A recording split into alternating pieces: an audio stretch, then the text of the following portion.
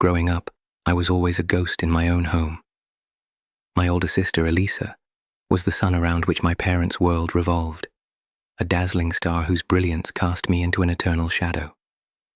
She was the one who could do no wrong, the one who received endless attention and boundless privileges.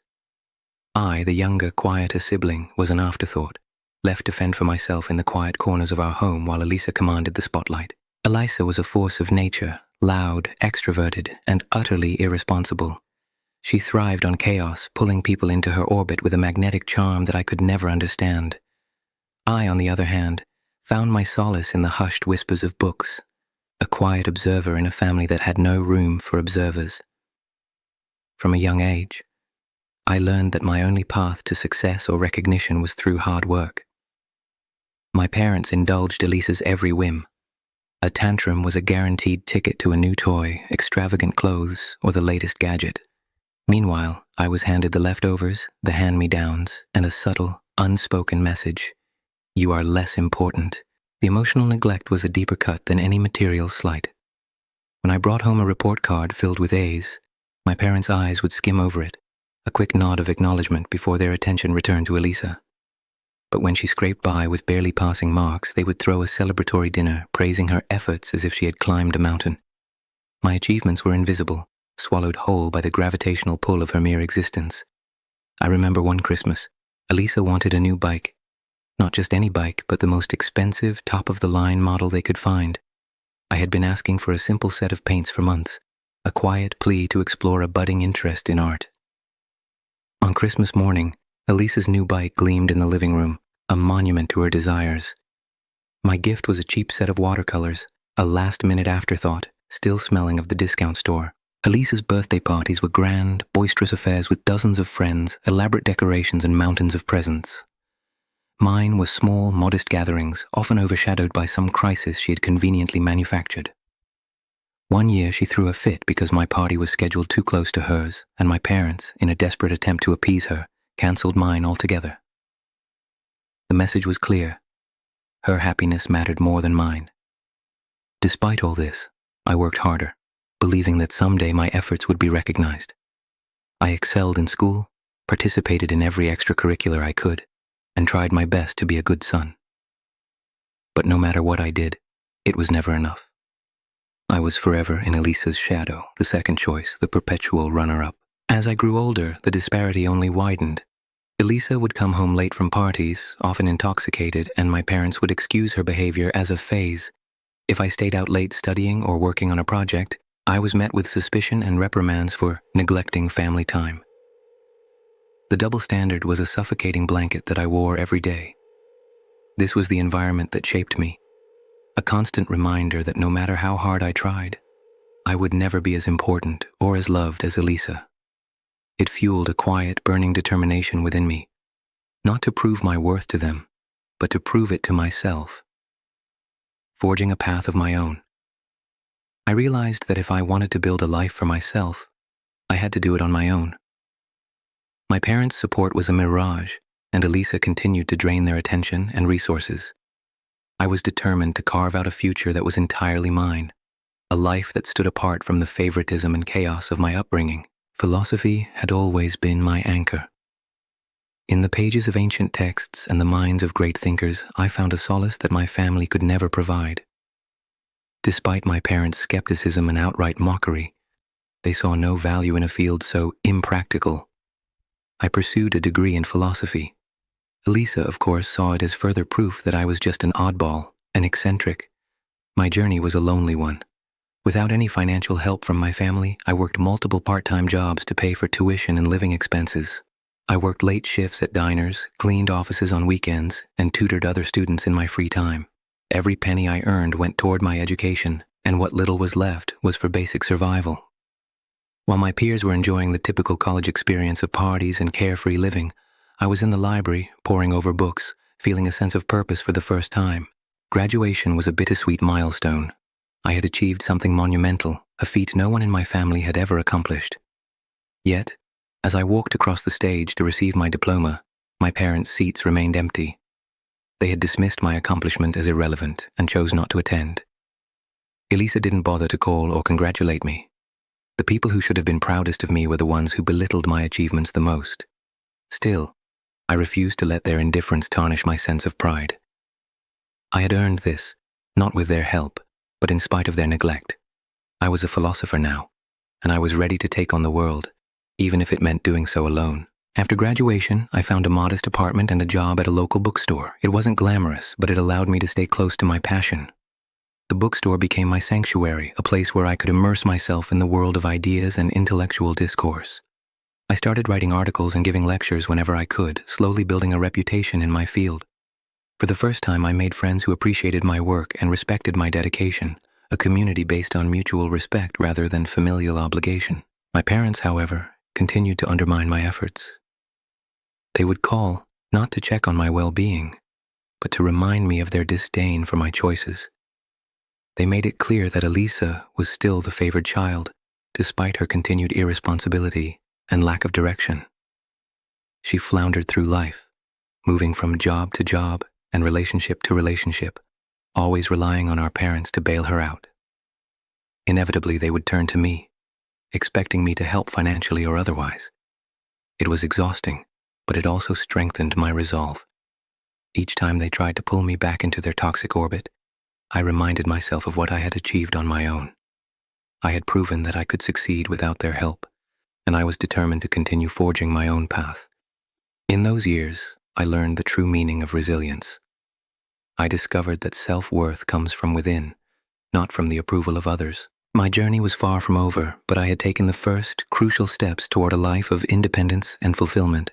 For that, I was immensely proud. I had naively hoped that after establishing a life for myself, my family might finally recognize my efforts. But their expectations and demands were a bottomless well. The turning point came when Elisa and her boyfriend Mark hit rock bottom. They lost their jobs and their apartment, and as predictably as the sun rising, they turned to our parents for help. Instead of holding Elisa accountable, my parents' solution was for me to sacrifice my newfound independence. They demanded that I move out of the family home which I had just moved into, so Elisa and Mark could move in. They framed it as a temporary arrangement, but I knew better. They had never hesitated to prioritize Elisa's needs over mine. Reluctantly, I agreed. I couldn't bear the thought of them being completely destitute, even though they had done little to earn my sympathy. I found a small, run-down apartment barely within my budget and moved out.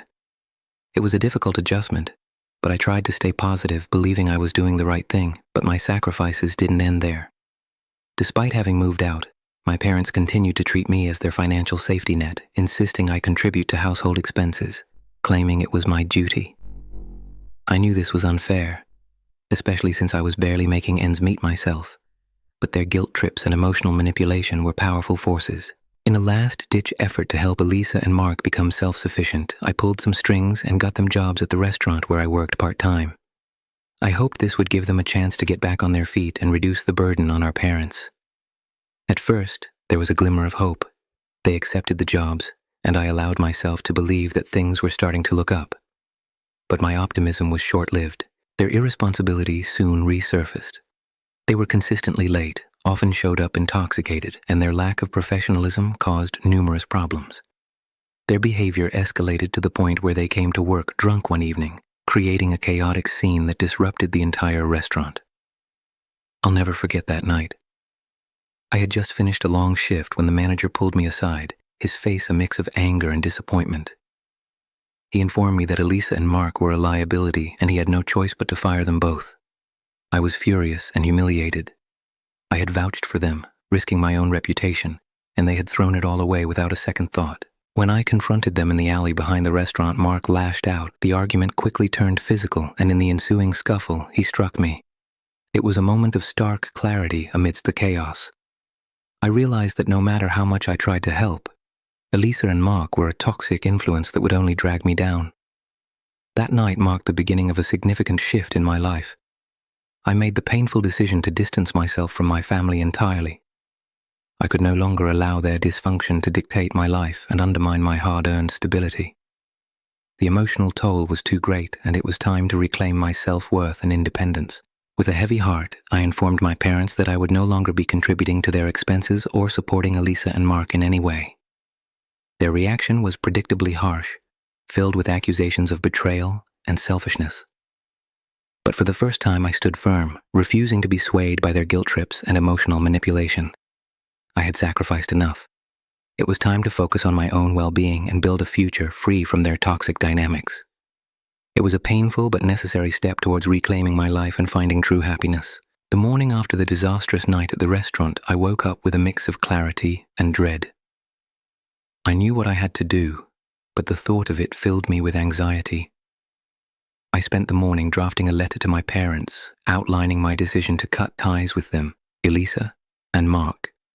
I expressed my frustration, my exhaustion, and my need to move on with my life without their constant demands and manipulations. I also included details about the incident at the restaurant, hoping they would understand the severity of the situation. After writing the letter, I decided to meet with a lawyer. The physical fight with Mark had left me bruised and sore, but I was determined to pursue legal action. I explained the situation to the lawyer, who was sympathetic and agreed to help me file a restraining order against Mark. He also advised me to consider suing for damages given the extent of the emotional and physical abuse I had endured. That afternoon, I mailed the letter to my parents and headed to the courthouse. The process was emotionally draining, but I felt a sense of empowerment. For the first time, I was taking concrete steps to protect myself and reclaim my life from the chaos my family had wrought. The days that followed were filled with tension. My parents called incessantly, leaving angry voicemails and sending accusatory texts. They couldn't believe I was serious about cutting ties and taking legal action. Elisa and Mark were equally furious, their messages laced with threats and insults, but I didn't respond. I knew that engaging with them would only drag me back into the toxic cycle I was trying to escape. A week later, the restraining order was granted. Mark was legally required to stay away from me, and Elisa was warned that any further harassment would result in additional legal action. It was a small victory, but it felt monumental. I finally had a sense of protection and control over my own life. In the midst of this turmoil, I focused on rebuilding my life. I took on more hours at the bookstore and started writing again. I even began seeing a therapist to help me process the trauma and find healthier ways to cope. Slowly but surely, I started to feel more like myself, stronger, more resilient, and hopeful for the future. One evening, as I sat in my small apartment, a notification popped up on my phone. It was an email from the court, informing me that Mark had been sentenced to a brief jail term and Elisa was placed on probation. It was a bittersweet moment. I didn't revel in their downfall, but I felt a sense of justice and relief. They were finally facing the consequences of their actions. I knew this wasn't the end of my struggles, but it was a significant turning point.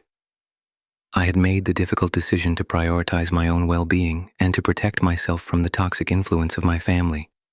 It was a painful process, but it was also liberating. For the first time in my life, I felt like I had the power to shape my own destiny. With the restraining order in place and the legal battles behind me, I felt a newfound sense of freedom. It was as if a heavy burden had been lifted from my shoulders. My parents' constant calls and messages had ceased, and Elisa and Mark were no longer a looming threat. For the first time in years, I had the space to breathe and think about my future without the shadow of my family's demands. I immersed myself in my work at the bookstore and in my writing. The hours I spent surrounded by books and ideas were my sanctuary. I began to delve deeper into my philosophical studies, exploring new concepts and writing essays that I hoped to publish one day. The quiet, intellectual life I had always yearned for was finally within my grasp. One afternoon, while I was shelving books, a young woman approached me. She had a stack of philosophy books in her arms and a curious look on her face. We struck up a conversation, and I was struck by her genuine interest in the subject. Her name was Emily, and she was a graduate student studying philosophy at a nearby university. Over the next few weeks, Emily and I became close friends. We spent hours discussing our favorite philosophers, debating ethical theories, and exploring the depths of human thought. Our intellectual connection quickly blossomed into something more. Emily's presence in my life was a beacon of hope and joy. She was kind, understanding, and shared my passion for philosophy. As our relationship grew, I opened up to her about my past, my family's toxicity, the struggles I had faced, and the difficult decisions I had made to protect myself.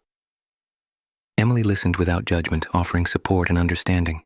She became my confidant, helping me navigate the complex emotions that lingered from my past. With Emily's encouragement, I submitted some of my essays to academic journals. To my surprise and delight, a few of them were accepted for publication. It was a significant milestone in my academic career. a validation of all the hard work I had put into my studies. I began to receive invitations to speak at conferences and lectures, sharing my insights and connecting with other scholars in my field. My newfound success did not go unnoticed by my parents. They reached out, attempting to rekindle a relationship and expressing a newfound respect for my accomplishments. But I saw through their facade. Their sudden interest was not born out of genuine pride or love. It was another attempt to manipulate and control me. This time I was ready. I politely but firmly declined their overtures, making it clear that I had moved on and would not be drawn back into their toxic orbit. Life with Emily was a stark contrast to the chaos of my family. We moved in together, creating a home filled with love, respect, and intellectual curiosity. Our apartment was a haven of books, art, and lively discussions.